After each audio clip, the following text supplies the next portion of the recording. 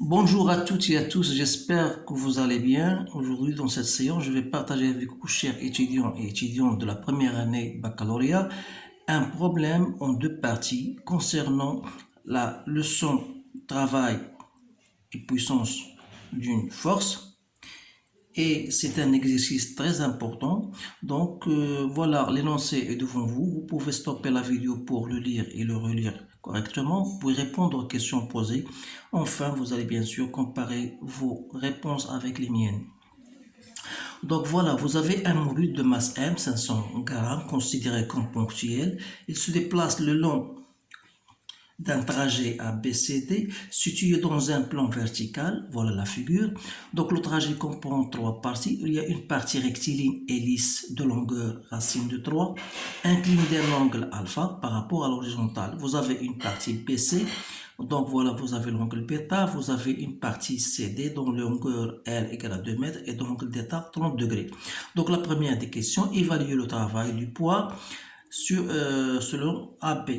Sur la piste BC, le mobile est soumis à des forces de frottement représentées par une force F tangente au plan de sens opposé dont l'intensité est égale à la moitié de celle du poids du mobile. Donc on va traduire cela bien sûr. Le mobile effectue le trajet BC pendant un temps 10 secondes. Déterminer le travail et la puissance des forces de frottement sur la piste BC, calculer le travail du poids sur la partie BC. Enfin, arrivé au point C, le mobile aborde la partie CD où il est soumis entre autres à des forces de frottement F'. Sur le trajet, bien sûr, CD. Cette force est d'intensité 0,5. Donc, afin de maintenir la vitesse constante sur le trajet CD, le mobile est soumis à l'action d'une force motrice faisant un angle delta, si vous voulez, de 15 degrés par rapport au plan CD. Alors, déterminer l'intensité de cette force motrice, évaluer les travaux respectifs des différentes forces extérieures sur le trajet, bien sûr, sur le trajet. Voilà la dernière question. Donc, on va répondre à ces questions une par autre. Donc, pour la première question, évaluer le travail du poids.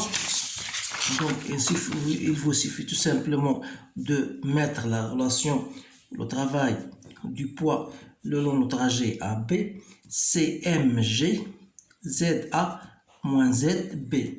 Donc, c'est-à-dire CMG, la hauteur, H, donc cette hauteur H, la voilà. Donc vous pouvez déterminer, travailler avec sinus de alpha comme étant égal à H sur AB. Vous en tirez bien sûr H et vous allez appliquer cette relation, ce qui va vous donner AB sinus de alpha. Donc vous allez faire effectuer votre calcul, c'est simple. En prenant G égale à 10, donc vous n'aurez pas de problème, bien sûr, dans vos calculs. Donc vous allez trouver 7,5 joules. Donc on va passer à la question 2. Sur la partie, cette fois-ci, BC, le mobile est soumis à certaines forces de frottement, mais tel que l'intensité de cette force de frottement, on vous dit c'est le moitié du poids, c'est-à-dire c'est mg sur 2. Donc si vous effectuez bien sûr votre calcul, ça va trouver 2,5 newtons. Alors dans ce cas, le travail de F selon le trajet BC, c'est un arc. Donc C, puisqu'il est opposé, la force d'intensité de force de frottement est toujours opposée au trajet, donc BC. Alors BC, comme vous voyez, c'est quoi? Si je considère voilà B, voilà C, ce trajet-là, je sais que l'angle voilà est bêta, je peux dire que BC n'est autre que bêta fois le rayon, c'est-à-dire R bêta.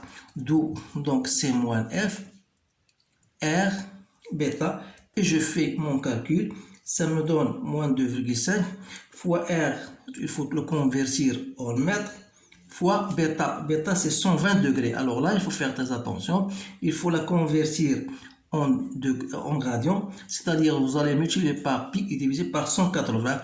Vous allez trouver moins 1,57 joules. Voilà. Détermine le travail et la puissance de la force. Donc la puissance d'une force, si je le considère en valeur absolue, c'est le travail de F que je divise par le temps. Donc, c'est 1,57 que je divise par 10, ça me donne 0,157 watts. Voilà la puissance de cette force. Maintenant, je passe ça, c'est 2A. 2B, on va calculer le travail du poids le long du trajet BC. C'est très facile, donc vous allez appliquer la relation que vous connaissez tous, ZP moins ZC. Alors, si vous revenez bien sûr à votre figure, bien sûr ZP et ZC se trouvent au même niveau, c'est-à-dire que ZP égale à ZC égale à ZC, bien sûr, d'où c'est-à-dire ZB moins ZC égale à 0. Donc, le travail égale à 0. Donc, c'est une question banale, bien sûr, que vous pouvez le remarquer. Donc, on va passer maintenant à la troisième question. Arrivé au point C, le mobile aborde le CD, il est soumis à une force de frottement F' d'intensité 0,5 N. Donc, vous avez une force motrice, bien sûr, je vais vous donner le schéma pour bien comprendre cela. Donc, voilà CD, voilà d'état. Donc, vous avez le solide en question. Il est soumis à une force motrice M qui fait un angle, bien sûr, d'état avec delta, si vous voulez, avec, voilà, delta, avec le plan CD. Alors là, ensuite, si je représente bien sûr ces forces-là, donc voilà le poids auquel elle est soumise. Voilà, si je prends un repère que je nomme X, Y, voilà, le repère X, Y, bien sûr ça c'est un angle d'état, donc voilà, qu'est-ce qu'on vous dit? Déterminer l'intensité de la force motrice. Alors là, il y a une chose très intéressante, c'est qu'afin de maintenir la vitesse constante, or d'après le principe d'inertie, donc si la vitesse est constante, cela veut dire que la somme des forces auquel est soumis le solide S égale à 0. Donc, si j'applique cette relation-là, donc quelles sont les forces que j'ai bien sûr? Vous allez les noter. Il y a le poids, il y a la force de frottement F', il y a le poids, il y a la force motrice. Donc, ça égale à 0. Donc, si je projette cette relation vectorielle sur l'axe OX, j'aurai moins F', moins mg, P, donc c'est mg cos d'état, sur le c'est moins mg sinus de d'état, plus bien sûr fm cosinus de l'angle d'état égale, tout ça égale à 0. Donc de là, je peux en tirer fm, donc c'est f' plus mg sinus de d'état sur cos de lambda, ou bien vous pouvez l'appeler comme vous voulez. Donc voilà, donc je fais mon application numérique, donc 0,5 fois 10 plus bien sûr pour mg sinus de d'état, c'est-à-dire j'ai remplacé m c'est 0,5 fois 10 fois sinus de d'état 30 plus f' qui égale à 0,5, tout ça divisé par cos de 15 degrés. Donc, vous allez trouver Fm 3,1 newton. Voilà cette force motrice. Ça, c'est 3A. Donc, 3B. Donc, évaluer les travaux respectifs des forces extérieures. Donc, les travaux des forces extérieures. Donc, je dois chercher d'abord le travail de la force motrice selon le trajet CD. C'est-à-dire c'est Fm CD, le module CD, cosinus de cet angle-là. Donc c'est 3,1 fois 2 cos de 15 degrés. Donc ça me donne 6 joules. Le travail du poids selon CD n'est autre que moins mg CD sinus de d'état. Donc c'est moins 5 fois 2, c'est moins 10. Donc sinus de 30 degrés, c'est 0,5, donc c'est moins 5 joules. Donc il me reste le travail de la force de frottement, bien sûr, de R, de la réaction R, tout entière. Donc, il y a la fonction, il y a R tangentiel, c'est F', R normal, le travail de R normal égale à 0. Il me reste seulement le travail de F' qui est égal à moins F' CD, que j'ai déjà trouvé. Donc, c'est moins 0,5 fois 2, qui est égal à moins joule. Voilà pour la première partie. Donc, voilà ce que vous devez connaître pour la première partie. Maintenant, je passe à la deuxième partie, qui est la suivante. Donc, vous avez un solide M de masse de 100 grammes et suspendu à l'extrémité inférieure d'un fil inextensible de longueur L, 0,5. Le solide est écarté d'un certain angle alpha M, voilà alpha M. Il est abandonné du point A vers le point M. Il passe au point M qui est positionné d'un certain angle alpha par rapport à la verticale. On vous donne, bien sûr, représenter les forces qui s'exercent sur le solide. Donc, si je remarque, je peux même faire le schéma sur ce schéma. Voilà, vous avez le poids et vous avez bien sûr la tension du fil. Voilà les forces que vous devez représenter. Deuxième question. Exprimer le travail de chaque force au cours de déplacement, c'est-à-dire vous allez exprimer le travail du poids selon le trajet A vers M. Donc vous allez appliquer votre relation que vous connaissez tous en cours. Alors la question qui se pose, comment je vais trouver ZA et ZM? Alors ZA, c'est la projection.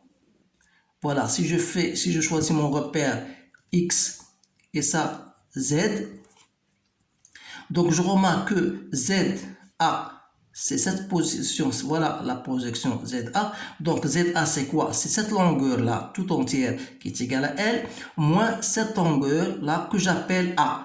Voilà. Donc, comment je trouvais A? À partir de cosinus de alpha M qui est égal à A sur L. D'où ZM, c'est L moins A qui est égal à L cosinus de alpha M. Donc, c'est L en facteur de 1 moins cosinus de alpha M. Et l'on est de même. ZM, c'est quoi? Voilà. ZM, c'est toute cette longueur. Là, bien sûr, c'est toujours L, mais moins la longueur, ce que j'appelle B, que je travaille avec alpha. Donc, j'aurai L cosinus de alpha.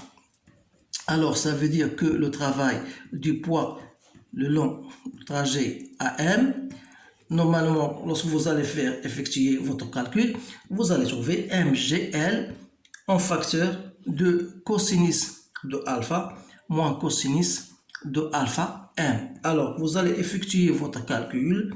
Donc, voilà, 0,5 fois cosinus de alpha, cosinus de alpha M. Donc, j'ai trouvé 0,36 joules. Voilà. Et j'espère qu'il est correct. Que ce résultat est correct. Donc, maintenant, voilà, troisième question, la dernière. Calcule le travail du poids de la bille entre les positions alpha M et moins alpha M.